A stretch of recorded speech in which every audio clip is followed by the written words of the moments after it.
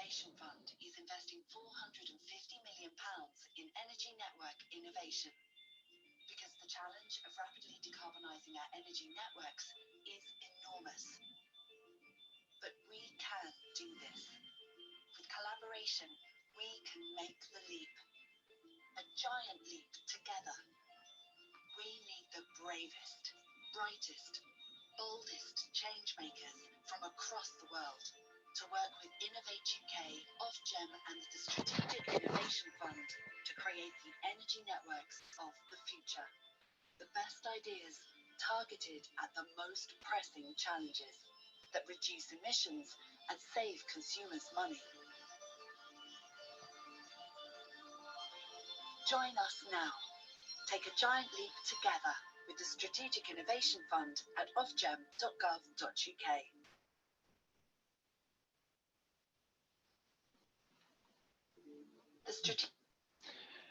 Good morning, everybody. Welcome to the third Innovation Challenge webinar for the round 3 of the Strategic Innovation Fund.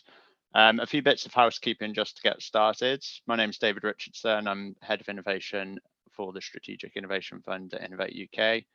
I'll be getting you started today and then handing you over to some of my colleagues and a couple of guest speakers to talk you through this particular challenge. You will be muted during this event, so please use the Q&A box to ask any questions, and we do have time allocated to run through those questions at the end. Please feel free to introduce yourselves on chat, make introductions and say hello to other attendees. And just a reminder that the event is being recorded and you will be sent a link both to the recording and the slides at the end of the webinar.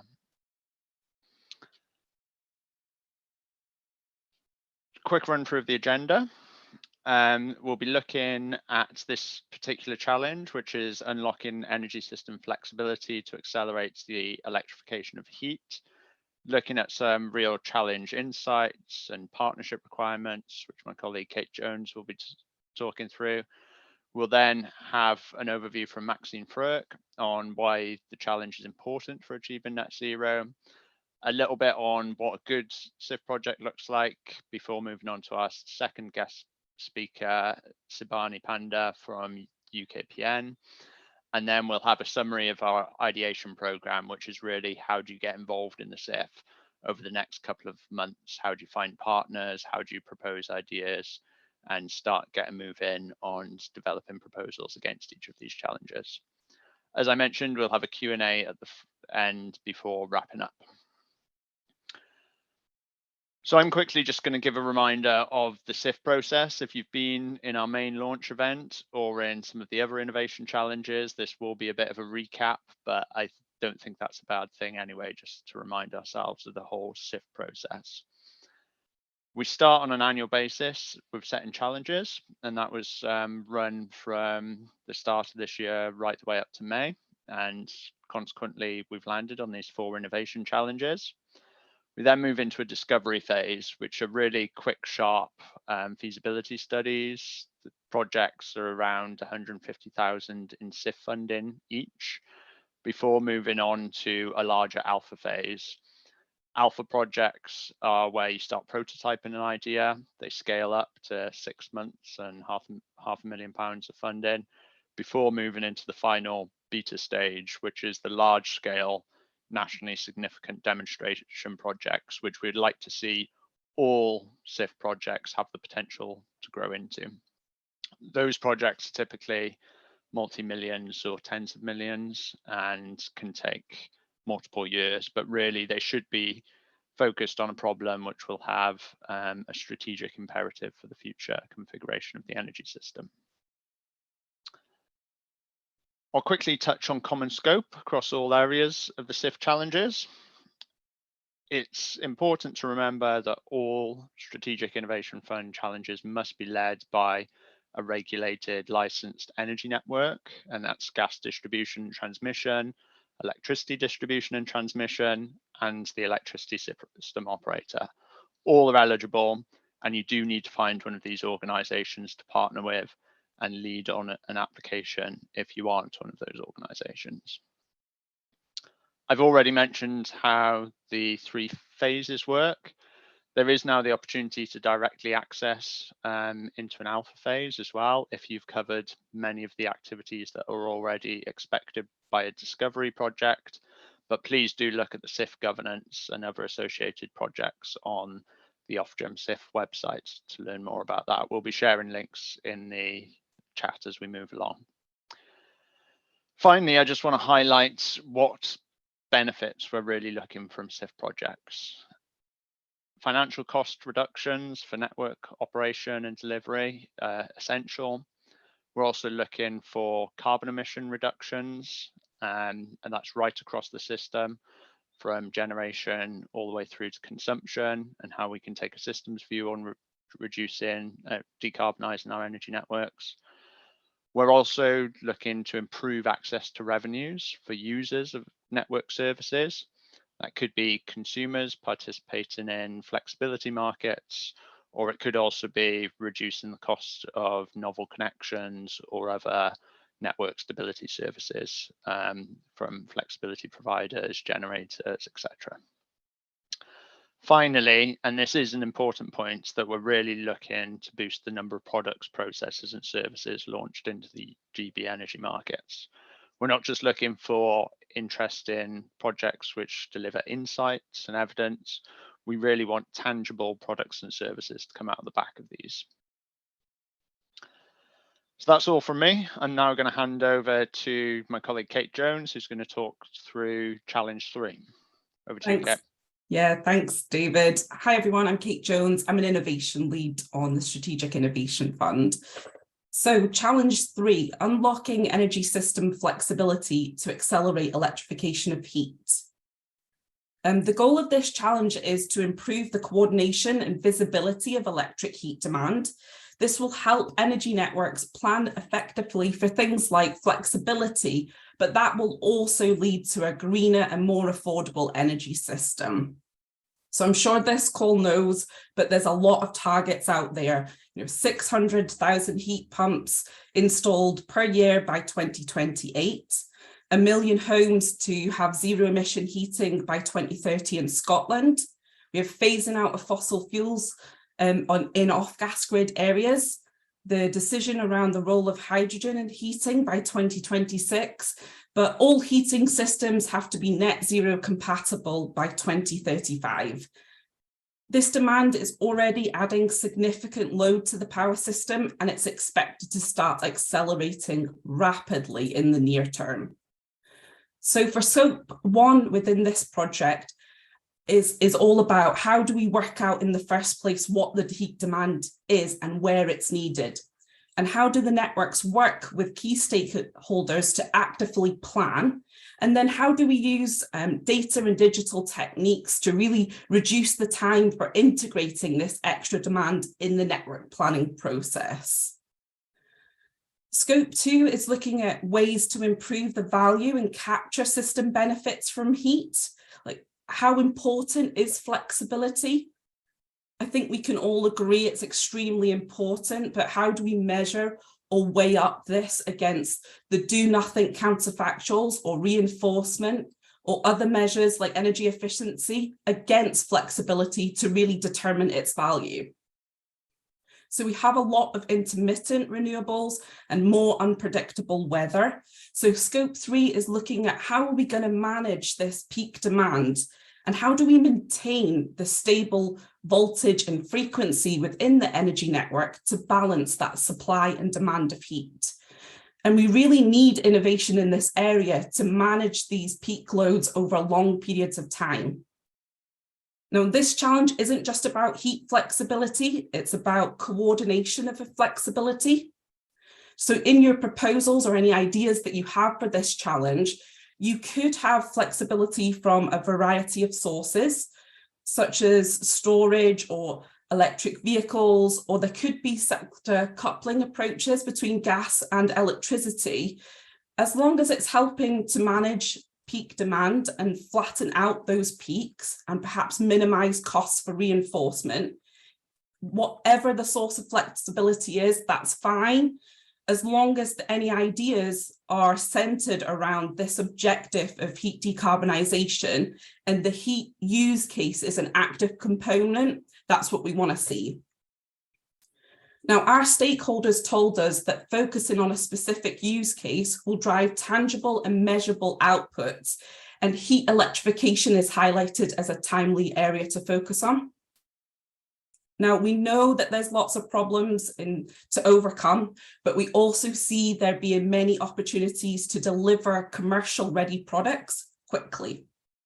Now, heat pumps are not the only form of electric heat that we're interested in here. The recent growth in heat networks and district heating schemes offer unique opportunities for flexibility to the power system. And if you were on any of our other calls earlier, well, end of last week, challenge 2, so that's novel technical and market approaches to deliver an equitable and secure net zero power system, also has a particular interest with, link to this challenge, which is around the long duration storage. And we see there being an opportunity to decouple electricity demand to minimize system costs and maximize renewables. Lastly, scope 4. So where flexibility options have been exhausted and we have to pursue reinforcement, further action is needed to ensure that fair and equitable circularization of the reinforcement costs are in place so that we avoid adding more disadvantages to customers, perhaps with different socioeconomic statuses or poor housing stock, or where the network isn't as great in a given area. So we're really looking for more evidence to support policy and charging mechanism developments. I'm super excited by this particular challenge, and I'm personally interested in social and environmental impacts of energy innovation, and especially in how we can support disadvantaged consumers, reduce things like inequalities and fuel poverty.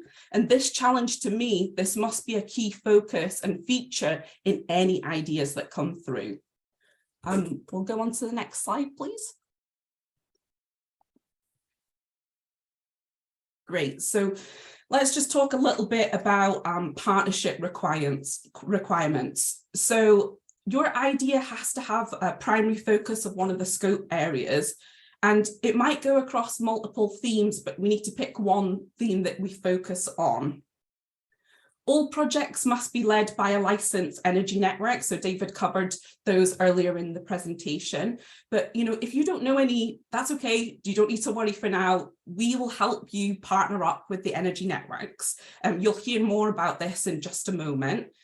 So within each of the scope areas, we do have partnership requirements for the discovery phase. So that's the feasibility stage, and then the alpha phase, which is the proof of concept. Now, as a minimum, you must meet these requirements. So for scope 1, we need somebody that's perhaps a large energy user or owner of building stock, or has access to a large number of households who are looking to decarbonize their heating. As I mentioned, we'd hope to see some more ideas, proposals exploring new data and digital techniques. So we'd encourage organizations with data modeling, machine learning, and advanced statistical approaches expertise. For SOAPs 2, there's no specific requirement for discovery, but in alpha, you'll need a flexibility aggregator. For scope 3, we're looking for somebody that also owns or operates local energy generation or thermal storage. And then lastly, for scope 4, it's a consumer representative group. But like I said, we would like to see the consumer segments being explored throughout any of proposals in this area. But don't worry, even if you don't have partners outside of energy networks or one of these spaces, we will also be running a number of partnership forums to help with this, and you'll hear more in just a moment. If we just go to the next slide, please. So you have to have an energy network on board to secure sponsorship for your project, but their role may differ depending on the types of projects that are available. So I just wanted to call out sort of 3 areas where the energy network roles may vary. So sometimes project ideas can be really obvious that the energy network is the problem owner, and they will have a strong leadership role within that project as they have the capabilities to deliver it, and they have alignment within their own business as usual strategies to deliver it. In other instances, the network might have a high interest in the innovation, but it might be a bit unclear as to what path or what route it will take into business as usual. So we see the networks playing perhaps a more co-creative or co-developed innovation role in those particular projects. And then lastly, there may also be projects where the networks are more of a stakeholder rather than the leading role, as they need to have, or they have access to that relevant data, or might be potential recipients of the data when the project finishes, but there's also low alignment at the moment to business needs or strategy. I think it's also worth mentioning that there's no limit on the number of partner requirements as long as you've met those the minimum requirements that I just mentioned. If we just go on to the next slide, please. I just want to recap, and again, we're going to cover this in just a moment as well, but just really calling out some of the key points. So we're looking for ideas to meet this challenge. If you've got an idea, you can submit that through our call for ideas process. Manu will share more on the links and how you can get involved in just a moment. But the key dates to note is that call for ideas is open now and is open till August, mid-August. This is a way that you can pitch your idea to the energy networks. And then if you can secure sponsorship from the energy networks, the application window will open in September and close in November for the actual funding. And then projects will be starting in March 2024. Again, we'll share this slide in just a moment, but for now, I will hand to Maxine Firk. Maxine sits on the SIF's heat panel and chairs that panel, so she's going to talk a little bit more about the importance of this challenge. Maxine? Hi, thanks, Kate. So I'm really going to helicopter out at this point to just set the context for why this challenge is so critical in terms of our ability to meet net zero. So next slide. So first of all, the obvious statement, decarbonisation of heat is one of the areas that we've got to tackle, one of the biggest areas to meet our 2050 targets. And for me, it's a huge challenge in particular because it involves actually making changes within the homes of 30 million households. And so that kind of people dimension to it makes it different from many of the aspects that we've had success with to date. And I've done some work previously looking at actually smart electric storage heating, but had much wider kind of lessons in there for decarbonisation of heat. And what matters to people is cost, comfort and control. And so thinking about those things brings that kind of additional twist into the complexity of thinking about the decarbonisation of heat. And then linking that with flexibility, clearly there are different routes to decarbonising heat, but I'm sure that electrification is going to play a very large part with heat pumps predominantly. And anything where we're putting new loads onto the electricity system, we all know the importance of flexibility, both to reduce peak loads, but also to help cope with intermittency and to minimise the reinforcement that's needed in the grid. So flexibility is vital. So bringing these two bits together, flexibility and decarbonising heat is a really important challenge area for hitting net zero. But the reason we need, sorry, back to the previous slides, the reason why we need innovation in this space is because it is such a complex area. It isn't quite the same as providing flexibility for EV charging when the car is charged or not.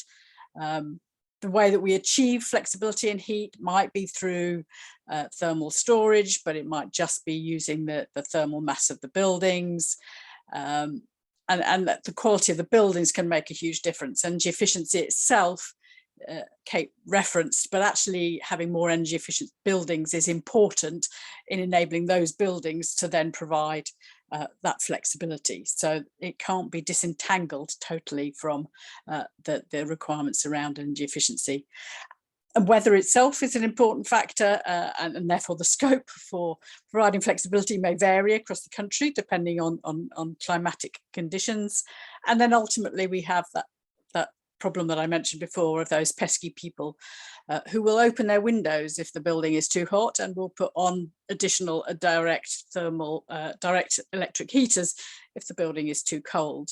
So we do need to think about people in the way that we manage and think about flexibility for heat, which, as I say, just makes it all more complicated.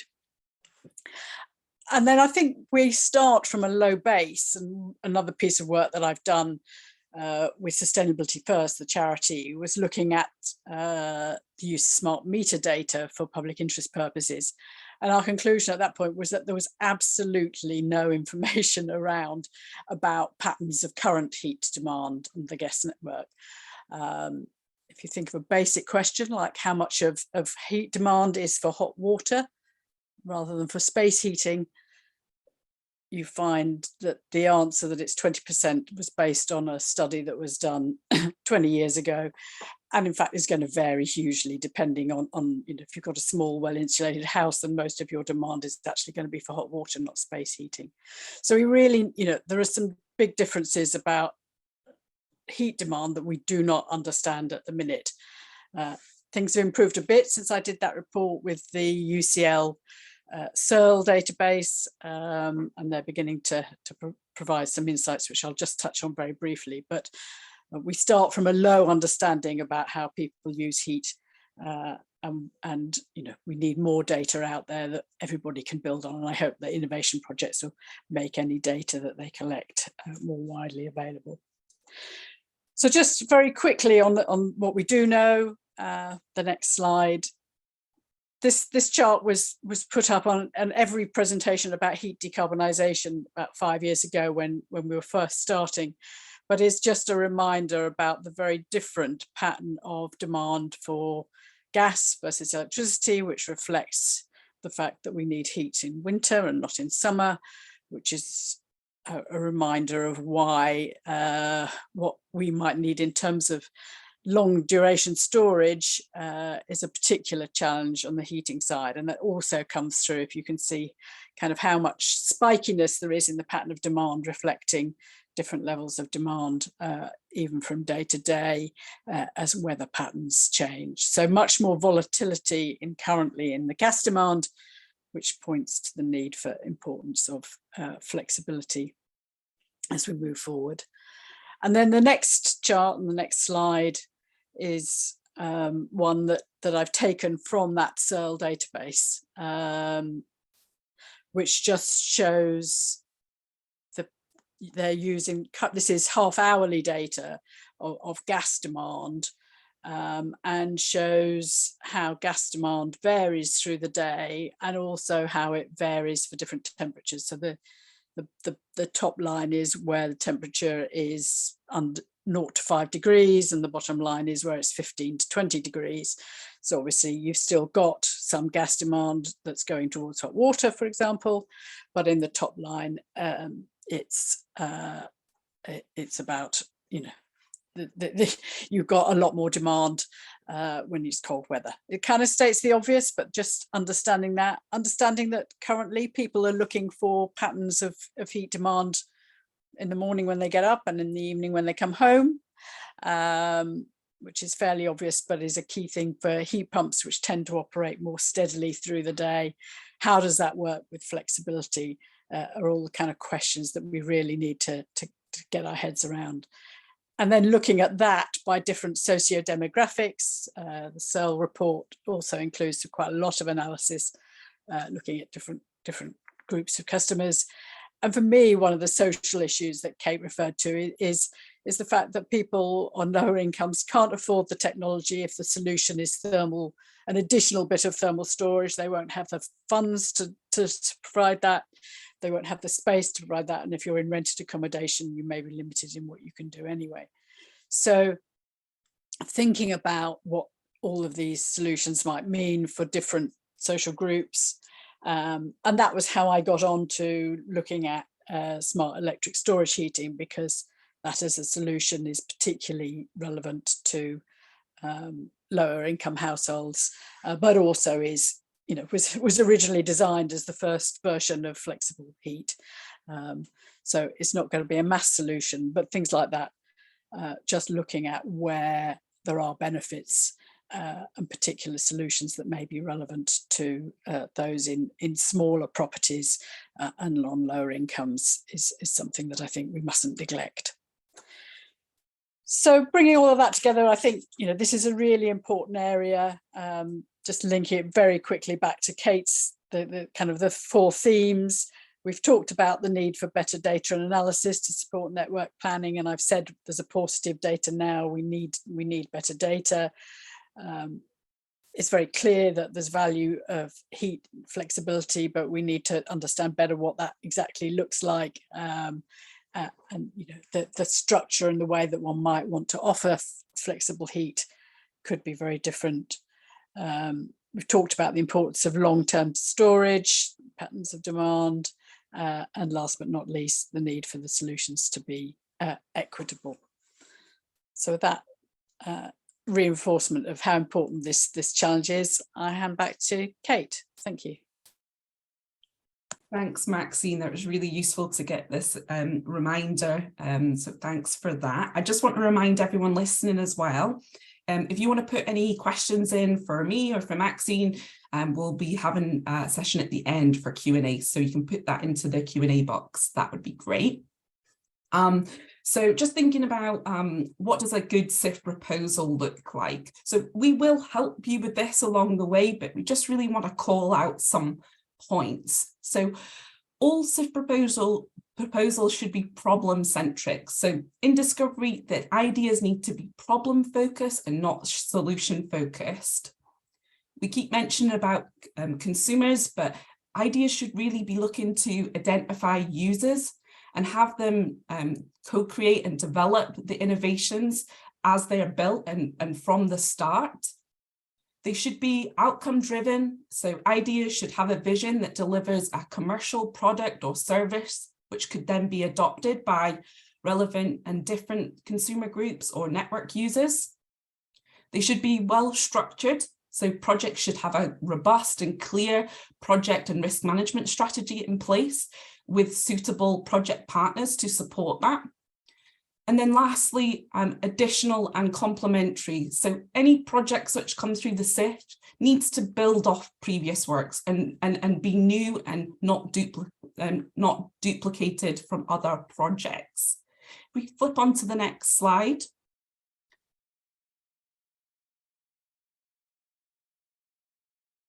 So in order for any of the proposals coming through here, we really just want to remind you of the other programs or useful resources out there that you can find out about other projects that are happening within this space. So there's the ENA Smarter Networks portal that looks at all Ofgem funded programs. So that's not just SIF, it's also Network Innovation Allowance. So it'd be useful to have a look on that. For the SIF projects, I would highly recommend that you attend our show and tells on the 15th of June. I've highlighted 2 on the screen here. So these are the 2 that focus specifically on heat at the minute. We have a number of projects that are looking at heat network integration and also the role of flexibility alongside heat. And it's also worth mentioning that these projects are also looking for partners as they move into their alpha phase. So it's a great opportunity to hear about those projects and how you can get involved, not just in round 3, but also in round 2. And then lastly, I just want to point out a couple of other projects which would be worth exploring to see how they might interlink here. So there's the Access Significant Code Review. There's a number, the last scope, so the number 4, which is looking at the equitable costs. There is some overlap here, so it'd be worth having a look to see what the Significant Code Review is doing. We've got the Heat Pump Ready programme from BEIS, DESNZ, which a number of networks are already involved in. You know, there's a lot of good work there going on about how heat pump uptake in urban environments and what that looks like for not just the network, but local authorities, housing stock owners, that sort of thing. So there's a good couple of projects out there that's worth looking at. But for now, I'll hand back to David to talk about funding alignment. Thanks, Kate. A really important aspect of the Strategic Innovation Fund programme is to try and better coordinate funding pathways through innovation across the public sector.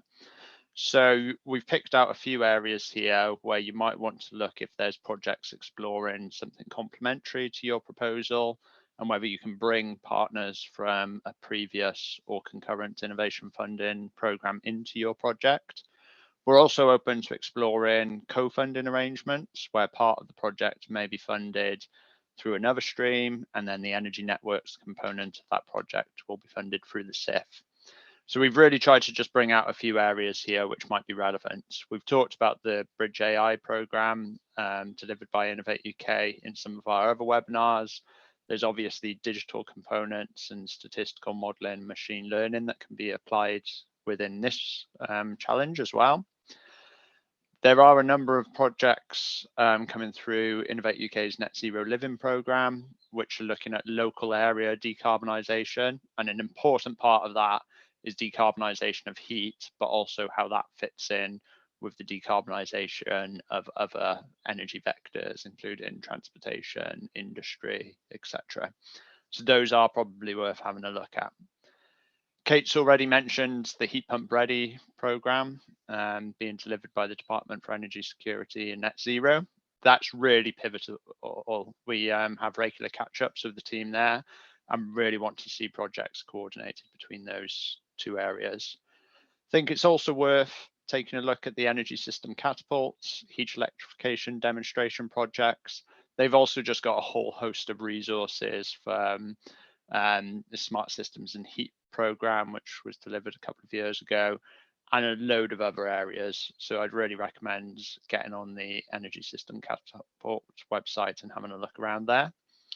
And then the final couple that I want to point out are DESNZ's Green Heat Network funds and all their other funding streams around heat network decarbonisation.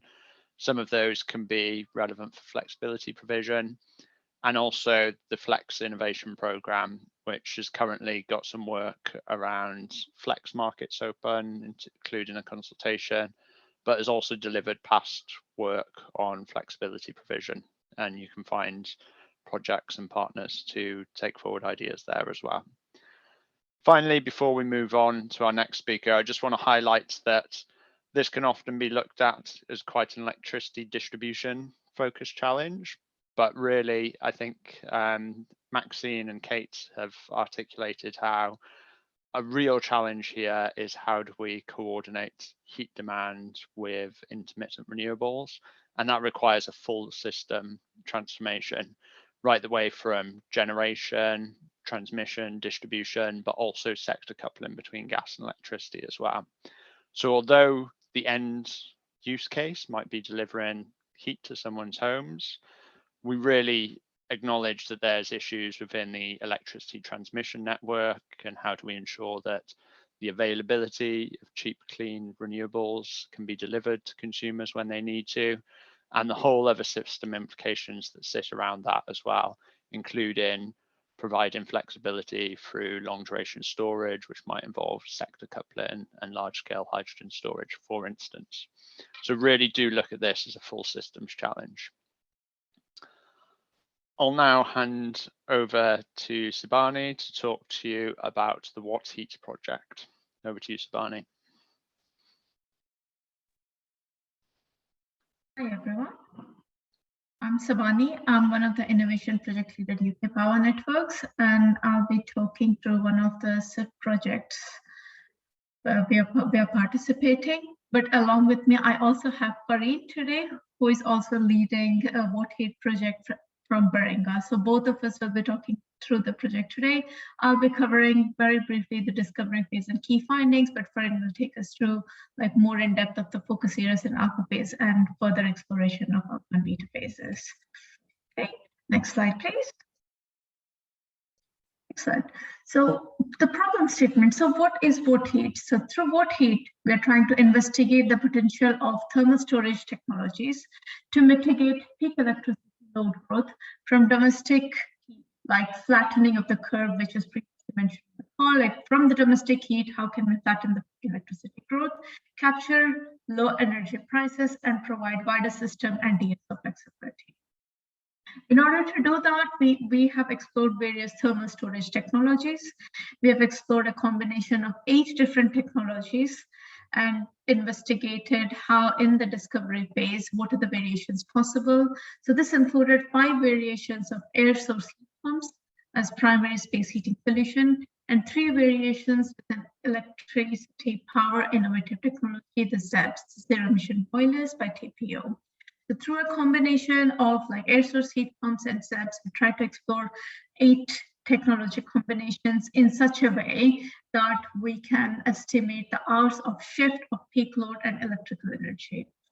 So each technology combination were estimated by comparing storage-enabled power draw against the on-demand operation of the assets.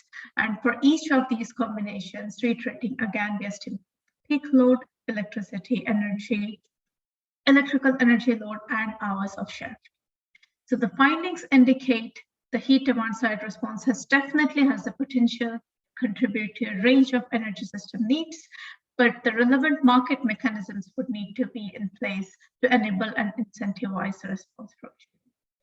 Additionally, the revenue streams, the combination of the time of use tariffs and DSO sustained product is the primary source of revenue for all technology combinations. There is also a future potential upside from dynamic curtailment and capacity market revenues driven by the enablement of aggregated DSR access into ESO markets. All the ZEB options, zero emission boiler options, enable 2.5 times higher returns compared to the air source heat pump options on a household level, driven by the large storage capacity of the technology. So the estimated revenue stack per household can vary by approximately 200 pounds per annum between the constrained and unconstrained area. So while it would be easier to incentivize the uptake in the constrained areas, the value to the customer cannot be guaranteed for the lifetime of the asset. For the scale benefits, so in order to estimate the scale benefits, the air source heat pump uptake from UKPNs or from the DFES technology, from the DFES scenarios has been used. So the projections indicate a sharp increase in energy system benefits and flexibility revenue from 2035 onwards, which reflects the phase out of all gas boiler in the UK. So the energy system benefit grows steadily in line with increased thermal flexibility, totaling to 8.8 billion cumulatively by 2050. So these figures reflect the impact of the reduced peak load on improved grid stability, prolonged equipment lifespan, and reduced need for the cost infrastructure investments required for additional peak load. Like a quick snapshot of the discovery phase overview and findings, I'll hand over to Farin now to take us through a little bit more in details of the phase. Thank you, Sabani. So like Sabani mentioned, yeah, that next slide, please. We can go to the alpha phase slide. Yeah, thank you.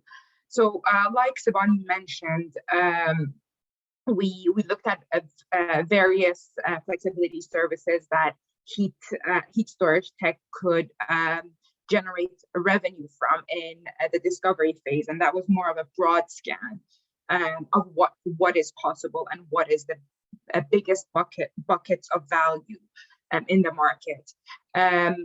Through our investigations, we've come up with a lot of more detailed questions that we want to investigate in terms of related to the revenue streams in alpha phase. And a lot of these questions are revolved around the DSO services, because we saw that that's the largest gap currently when it comes to flexibility revenue streams. There are potential value added through addressing some of the connection challenges with LCT that heat storage can potentially overcome. And there is also an opportunity to provide services for customers during outages. There was a specific issue that Sibani touched on in the previous slide as well, surrounding DSO services, and that is the locational and temporary aspect of the DSO services. We see this as being potentially an area that creates inequality within the market, and creating that scenario with where some customers will have something like a postcode lottery, but only for a short period of time. So we're looking to dig a bit deeper into overcoming such barriers and creating propositions and incentives that enables that de-risk such issues and enables customers to participate in the flexibility market. Another area that we want to look at is how the DSO services interact with the rest of the services, like wholesale arbitrage, and what opportunities there could exist for customers, as well as the wider system in enabling a wider scale and accelerated decarbonization of heat. The core part of Alpha, of course, will be building those propositions, innovative propositions and tariffs that can help really off-take the market for thermal DSR, which for me it will be the most interesting part of the project, and of course that comes with the scan and propositions around regulatory barriers and enablers and market levers that we will need to put in place or pull to ensure that it'll happen, and that will be followed by, of course, the beta phase. Which is where the demonstration will happen.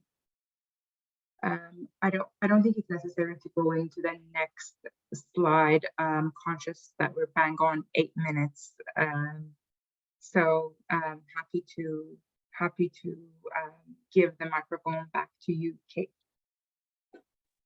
Yep, great, thank you for that, and we'll take questions in the chat box for the end. And now I'll hand to Manu just to recap how you can get involved. Thanks, Kate. Hi all, good morning. Manu Ravishankar, I'm an innovation lead, a colleague of Kate's working in the SIF team.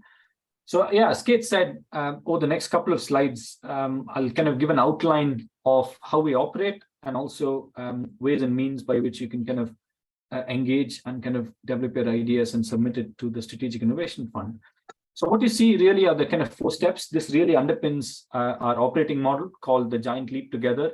It is a kind of across the sector collaboration model, and kind of how we work with people like yourselves, but also the government and also the energy network. So the first phase is really the challenge setting, where we work with industry, we work with Ofgem to develop a set of high priority challenge areas, of which you've kind of seen the webinar for the third one today, but the challenge document is kind of downloadable publicly, so you can kind of have a look at that.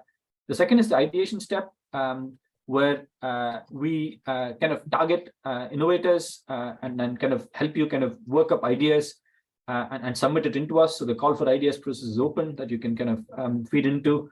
The third one is incubation. We do recognize that these are, as you've heard from Kate and Maxine and Sibani, these are kind of complex challenges which kind of necessitates working across different stakeholders. And so we essentially help consortia form.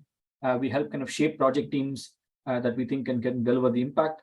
And the last one is of course acceleration, where after the competition is open and kind of done, you'll kind of receive funding to kind of develop your project. But you can also learn from other projects, because there'll be kind of large scale knowledge dissemination activities that happens in that space. So that's really the kind of GLT and then the 4 steps. And now I'll kind of talk you through how you can get involved. The next slide, please.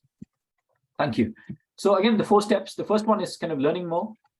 So as I was saying, we have this time around we have had a webinar for each of the challenges. So this is the 3rd one, and we're finishing up today on the 4th one on power to gas. And please do join if you can at 3 p.m. And then I think Kate mentioned this, please do join the show and tells, which start the 12th of June.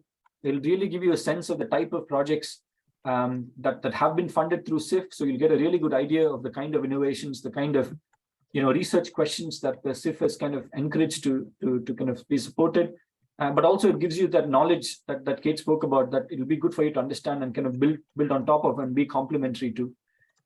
If you have a kind of great idea, but you think you're not that familiar with the energy sector or indeed with how kind of energy networks work, it's not a problem.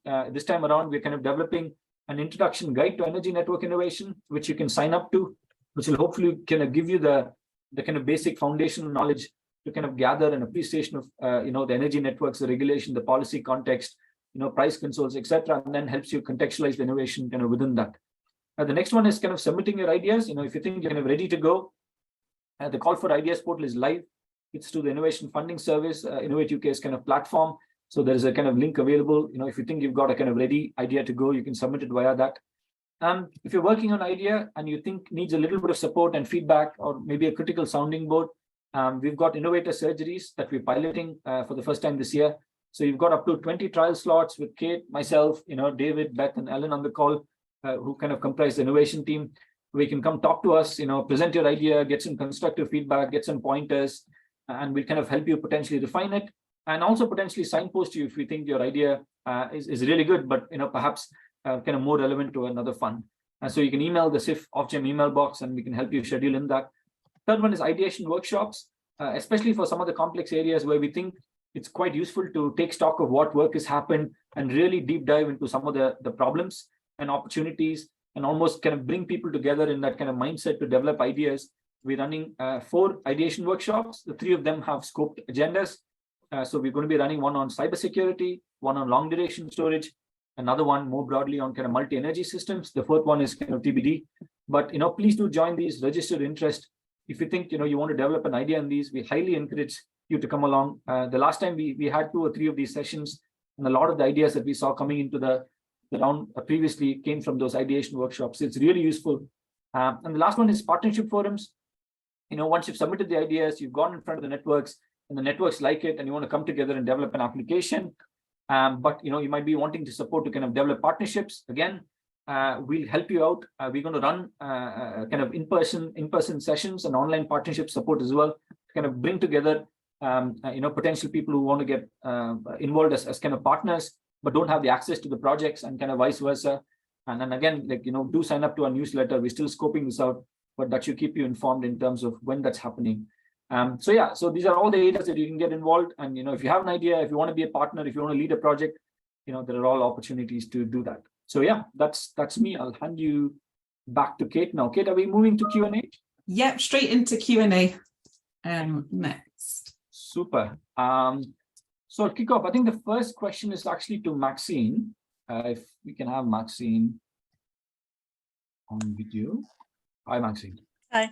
Hi. So first question is, as global temperatures rise, is energy demand more likely to increase during the summer months, especially as commercial and domestic buildings use, retrofit air conditioning and cooling systems? So I guess the question is around, are we going to see a big rise in terms of the cooling load with global temperature rise? And what impact does it have on how we're thinking about flexibility from thermal? I think it's a really good point. And yes, obviously, I think we are expecting to see big increases in cooling. In the US, heat pumps is an easier sell because you can do you get 2-in-1 air conditioning and heat pump. So I think at the minute we're probably not in a place where we're directly kind of thinking about flexibility for that. But a good question for UK as to what extent we want to start building cooling into our heat strand, because I think they do sit together very appropriately. It's a good shout. Yeah, we've started to see some of the cooling coming up in conversation, but it's not been a bigger focus from our stakeholders yet. I don't know if anybody else in the team, Manu, if you've seen anything other. Yeah, I think it's a really good question, as Maxine is saying, and I think there's kind of good research to show that once you cross over a tipping point of really warm days, it takes a very short time for a lot of people to install air conditioning. So I think the uptake of ACs in other countries, if you look at the US or East Asia, India, etc., it really picks up. So actually, you don't have a lot of time to kind of think about orderly doing it. People just go out and do it very quickly. And And I think there was a kind of flexible fund call from EPSRC, I think, that kind of did some modeling and showed that peak demand increase could be quite material going into 2030. So yeah, I think we do welcome people who potentially may want to look at cooling and heating, and especially where if you're putting in heating systems, that Maxine is saying, that could also leverage those same systems to deliver cooling. So we don't need to do another thing again. And I think those kind of future proofing aspects is also an important kind of consideration. David, I don't know, look like you're going to come in. No, I think you've got it covered there, just the EPSRC work. But I think even from these sorts of projects, a project which included looking at cooling would be eligible into this. We'll probably look at heat in both upper, higher and lower temperatures. Thanks, David. So the next question, I don't know, maybe Kate or David. We've heard about groups looking at gas-based heating and electricity-based heating. Probably 1 million homes in the UK and many businesses use oil and kerosene for heat. Is there a body that deals with these consumers or customers as a group, either at Innovate UK or at the Catapult, Systems Catapult? So I'm not aware of one in Innovate and ESC, maybe David will comment on that, but Scottish Government are looking a lot at the oil alternatives for these consumers. So I know that they've done quite a lot of work within their heat strategy for oil. David, do you know of any other groups? There has been some work at the Catapult on decarbonising heat in off-gas grid homes, which are typically the ones served by these sorts of heating systems. And there has been some network innovation projects looking at it, particularly at rural decarbonisation as well. So it's worth checking out the Smarter Networks portal. Those demographics are eligible underneath this challenge, but we're looking forward to how do we provision decarbonised heat and provide the flexibility required in those areas rather than the oil or kerosene heating systems themselves, for instance. David, Maxine, do you have anything to add to that? No, except my understanding is, they're in some sense targeted as a priority group for moving to electric heat, if that's workable. So it's the transition as much as how they currently use the oil, which is I think what David was saying. Thanks, Maxine. So next question, maybe to Kate. I know you're quite passionate about this, Kate, this topic. Most UK towns and cities have net zero objectives. How might the SIF program support these to accelerate national kind of net zero transitioning? Yeah, there's a couple of ways we're doing things that we're seeing already. So I suppose this is why we want the partnership requirements as well, to make sure we're bringing in the people that, are impacted by some of the issues that we're seeing. So the scope 1, for example, about network planning, a lot of the people within the councils that are, or any local government entity, whether that's housing association or otherwise, are needing to interact with the networks now to be able to meet that peak demand or the demand that's needed in the future. So we're trying to get these people involved at an early stage so that it's not a solution that's been developed in isolation. We're bringing the people that need the skills from the local government or other businesses along. We do a lot of work in the SIF as well around promoting to SMEs. We do a lot of, we've had engagements with other parties like Scottish Enterprise, Highlands and Islands, many other businesses which support local businesses. And we actually have a whole arm around commercial development, which then can support the quick scale up of innovations on the back of this. So we're seeing a lot of interaction with those programs. Equally, we've got a couple of other programs within Innovate UK, like the Net Zero Living that David mentioned. We'd really want to see partnerships coming through each of these. We can't fund certain activities that are outside of the remit of energy networks within SIF, but if we can partner up with the funds that can, then we can see this having like a better outcome and that whole system outcome outside of the energy system as well, which will help to achieve some of their ambitions. I'd just add that I think in terms of the social equity point we've talked about, that local authorities are a really valuable partner in terms of the social housing angle. So, if they're driving forward with their own ambitions, they may well be ahead of the game in terms of trying to decarbonise heat on their own housing stock. Thanks, Maxine. Thanks, Kate. So next question, I think it's to Sibani.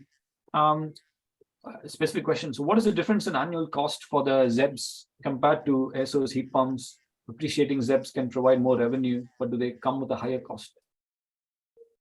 Yeah, so I think on that, yes, that do come with slightly higher cost than air source heat pumps, but in terms of what is the actual difference into the annual cost, I'll have to look into that. So I'll just take away the question and then I'll just get back to you with the response. Unless, Corinne, do you have anything to add to? From what I can remember, it is actually quite, we looked into it and it is noticeably higher. It's about 3 times higher compared to ideal operations of a heat pump. And we did take it into consideration when overall looking at the value delivered from each of the flexibility, each of the storage solutions. But it's definitely something that we need to look more closely during alpha, because the benefits of an efficient system is something that can deliver a lot of value to the cost when we think about the customer angle. Great, thanks. I think who has put that? I mean, if you feel free to email us and we can kind of connect you up with the project as well if you're kind of needing more information. Conscious of time, maybe just very quickly, one for David or Kate, in terms of kind of learning opportunities from projects that don't make it for SIF, kind of linking that with kind of, do we publish information about what makes a good SIF application? What kind of insights can we provide on that? Yeah, so all the failed projects are still out there. We still have to have a show and tell and a closed down report to get the learnings from. They might not be published in the recommendation report, but the previous phase of the discovery or the alpha, whatever it is, will still be available. We actually use that to feed into this challenge setting process. So Manu shared on the screen about a giant leap together. This is a cyclical process. It's an annual process. So anything that we're seeing gaps or we're seeing that are not within certain scopes of projects, all that information is fed back into the process as we redo our challenge setting on an annual basis.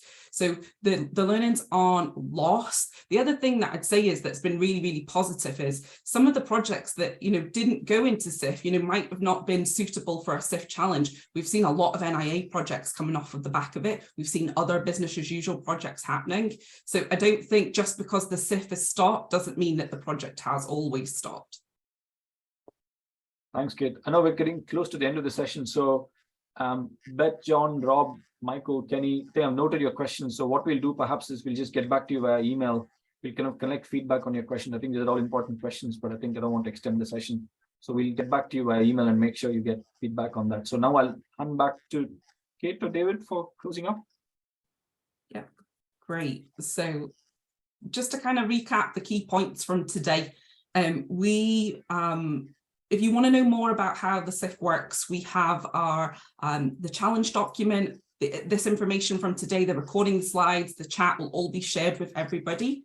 I think just to kind of make a real plug, there's a lot of good events out there. We really want to support innovators through this process.